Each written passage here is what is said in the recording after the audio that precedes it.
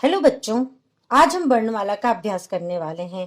वर्णमाला में मैं आपको इस तरह से पढ़ाऊंगी कि आप स्वर और व्यंजन के भेद को तो समझ ही सकें, साथ ही अगर कोई कॉम्पिटिटिव एग्जाम दे रहे हैं तो वर्णमाला से संबंधित जो भी प्रश्न आए आप उनको भी हल कर सकें। तो चलिए शुरू करते हैं।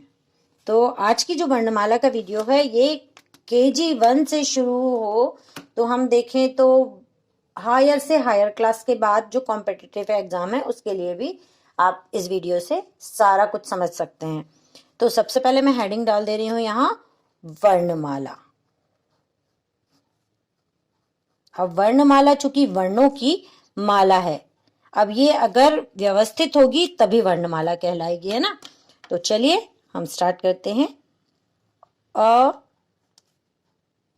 आ, ई, ई। देखिए इसका उच्चारण भी समझते जाइए। उ, ऊ। फिर री से ऋषि, जिसका हम र की रेफ की तरह यूज भी करते हैं। ए, आई, ओ, औ और और आहा। अब ये हमारी वर्णमाला के कुछ अक्षर मैंने यहां लिखे हैं। अब ये क्या है, इसे हम पढ़ रहे हैं अ, इसकी कोई मात्रा नहीं होती।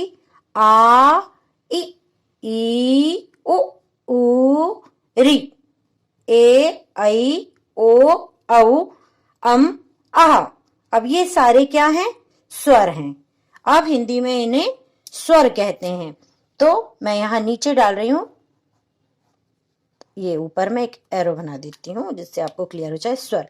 अब हमने क्या पढ़ा है, हमने आज तक तो यही पढ़ा है कि स्वर 11 होते हैं। स्वर कितने होते हैं, चलिए यहां मैं 11 लिख दे रही हूँ। तो स्वर 11 होते हैं हिंदी व्याकरण में। अब हम इनको काउंट करते हैं या गिनते हैं। 1 2 3 4 5 6 7 8 9 10 11। 11 तो यहीं समाप्त हो गए हैं। अब ये दो क्या हैं, अब ये दो अगर स्वर हैं तो स्वर के साथ लिखे हैं तो स्वर होने चाहिए, लेकिन अगर स्वर के साथ है तो फिर हम 11 क्यों गिन रहे हैं, 13 क्यों नहीं गिन रहे हैं, ये भी हमें समझना जरूरी है। अब ये जो दो शब्द हैं ये क्या है, और आहा, ये हैं अयोगवाह। अब अयोगवाह क्या होता है आपको ये भी पता होना चाहिए। अयोगवाह का मतलब होता है आ के योग से, योग मतलब जोड़ना, तो प्लस करना है ना। तो आ के योग से व्यंजन शब्दों के लिए या व्यंजन शब्दों का अर्थ वहन करने का काम करता है। व्यंजन शब्दों का अर्थ वहन करने का काम करते हैं, इसलिए ये अयोगवाह कहलाए। ठीक है, तो ये अयोगवाह इसलिए अयोगवाह है, तो हम इन्हें किसी भी शब्द के वर्ण के साथ यूज करते हैं। अब ये चूंकि आपने वर्ण पढ़े हैं, अब इन सारे वर्णों से मात्राएं बनती हैं, ये आपको पता ही होगा। तो चलिए अब हम व्यंजन शब्द भी लिख लेते हैं पहले, फिर आगे मैं समझाते जाती हूँ।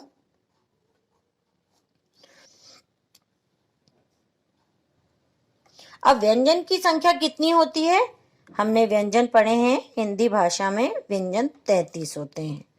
चलिए अब कौन कौन से होते हैं पहले हम उसे लिख लेते हैं। क, ख, ग, घ, ण, च, छ, ज, झ, इया। फिर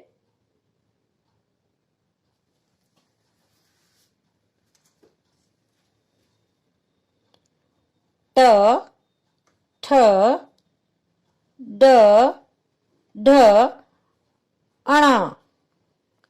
फिर त, थ, द, ध, न।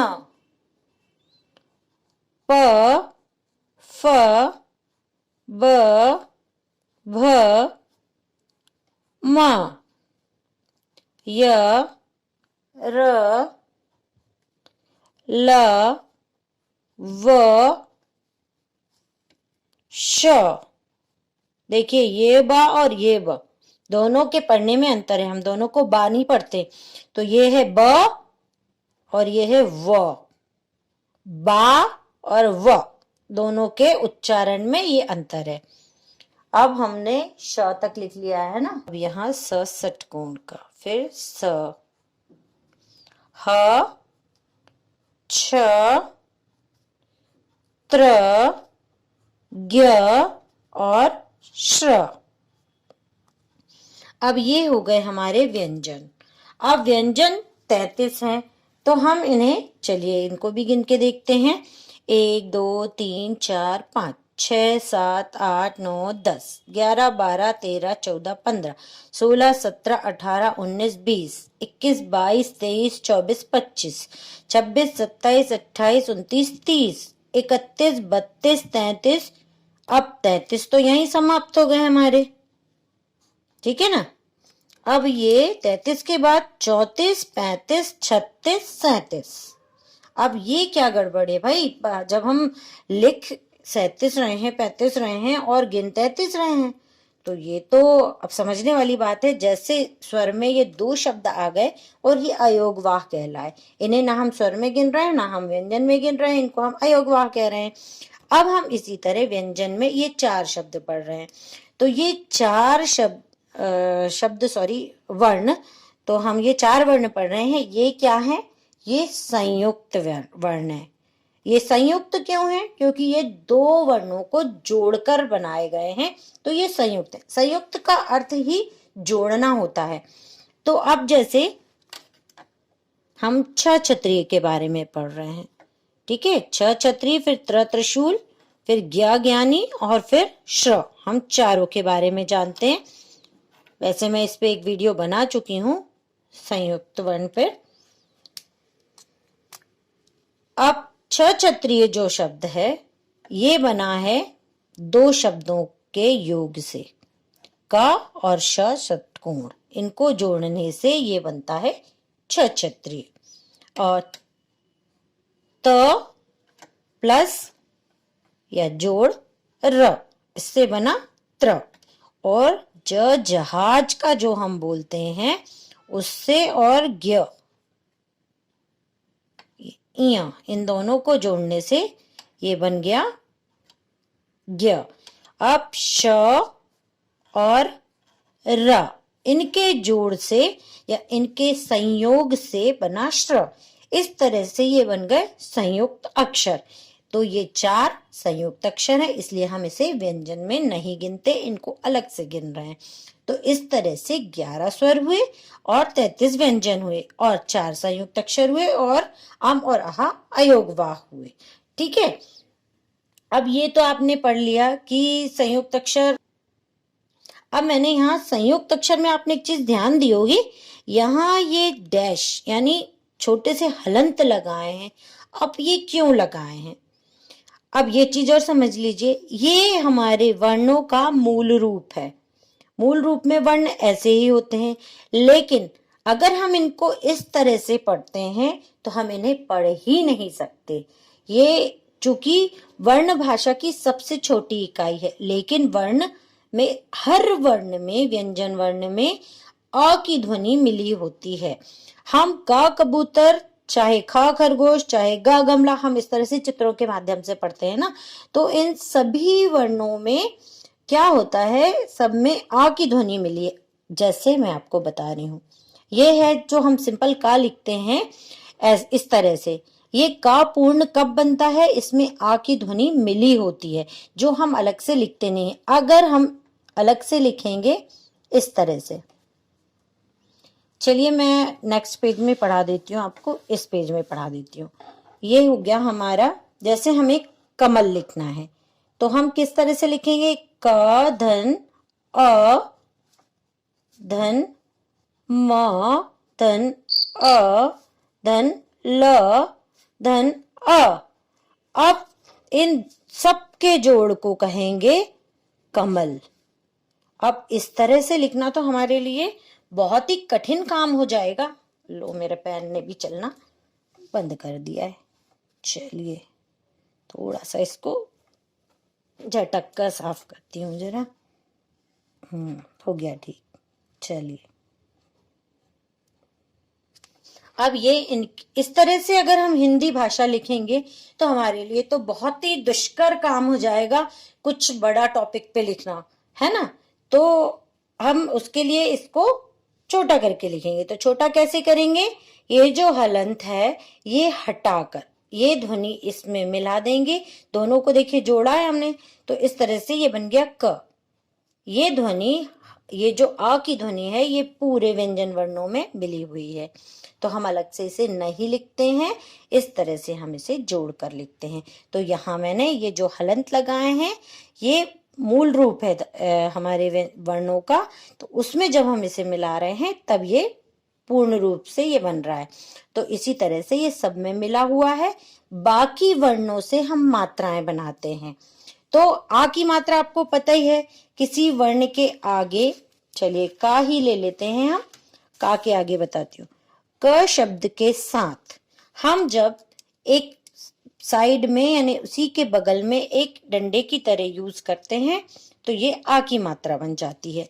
अब चूंकि मैं यहाँ 1 2 3 4 5 6 7 8 9 10 11 और 12 बार मैंने लिख लिया है। अब मैंने यहां मात्रा लगा दी। चलिए, मात्रा वैसे लगानी नहीं थी पहले वर्ण में, ये हुआ मूल रूप, ठीक है। मूल रूप नहीं, का पूरा हुआ ये। अब हमने बिना मात्रा वाला, इसमें आ की ध्वनि मिली हुई है इसलिए इसमें कोई मात्रा नहीं लगाएंगे। अब ये सारे जो स्वर वर्ण हैं हमारी वर्णमाला के, उनसे हम मात्राएं लगा रहे हैं। तो क, का, किक, की, कुक, कु, के, कई, को, कऊ, कम, कहा। ये मैंने एक एक्स्ट्रा लिख दिया था इसलिए मैं इसको काट दे रही हूं। अब देखिए, आपने ये मात्राएं देखी, इस तरह से हमने इसमें ये मात्राएं लगाई हैं। अब ये सारे वर्णों से हमने यहां मात्रा बना ली है। ये आप समझ गए होंगे कि सबसे एक एक मात्रा बनी। ये है अम की बिंदु और ये है आहा, जो यहाँ जो 2 बिंदु ये लगी हुई हैं ये कहलाती विसर्ग। तो ये विसर्ग की बिंदु हैं, ठीक है। इस तरह से हमने स्वर शब्दों की या स्वर वर्णों की जो मात्रा बनाई उनका प्रयोग हम व्यंजन वर्णों के साथ कर रहे हैं। अब ये टोटल हमने लिखी है 12। अब ये जब 12 लिखी हुई हैं इसीलिए इसे 12 खड़ी कहते हैं। अगर ये 13 14 लिखते हम तो उसको 13 खड़ी या 14 खड़ी बोलते हैं, लेकिन यहाँ 12 हम लिखते हैं इसलिए इसका नाम 12 खड़ी है। 12 खड़ी का वीडियो भी मैंने पहले डाल चुकी हूँ, तो आप चाहें तो देख सकते हैं। आपको इतनी जानकारी मैंने आज दी है। आशा है आपको बहुत अच्छे से वर्णमाला समझ में आई होगी। वीडियो अगर पसंद आया है तो आप लाइक करें और शेयर करें। चैनल पर पहली बार आए हैं तो सब्सक्राइब करें। मिलते हैं नेक्स्ट वीडियो में अच्छे से कुछ व्याकरण के कंटेंट के साथ।